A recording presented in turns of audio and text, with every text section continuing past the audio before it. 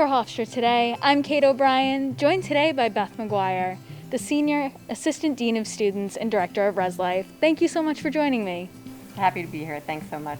Compared to last year's pandemic protocols, what are some of the changes students are seeing with Res Life rules right now? The difference between last year and this year is that we can have guests in the residence halls this year, where last year we couldn't. So we still can have external guests, but we can have Hofstra students visiting other Hofstra students in their rooms and then in their residence halls. Last year, students couldn't even visit each other in their actual rooms or suites. What prompted the change in the guest policy to now allow Hofstra students to visit each other?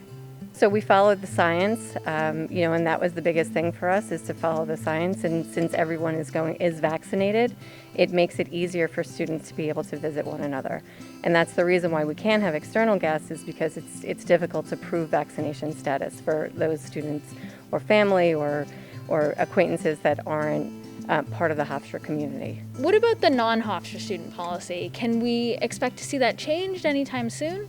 Our hope and our intent is that as more people become vaccinated, that we'll be able to open up that policy. But for right now, we anticipate that for the fall semester, it will remain the way it is right now. Room checks and Res Life programs are also permitted again. What can students expect with these? We're really excited about that. We're still going to do many of our programs outside. Just because students really enjoy the things that we've put into place, the fire pits and the volleyball nets and the cornhole and all of the things that have really become popular for programming. But we will be doing movie nights and baking competitions and things that make sense, but we will still obviously be masked and gloved, and we'll continue to follow the safety standards that we know work to keep everybody safe.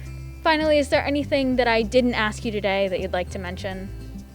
The students that live in the residence halls, as well as our RA staff, really need to be credited.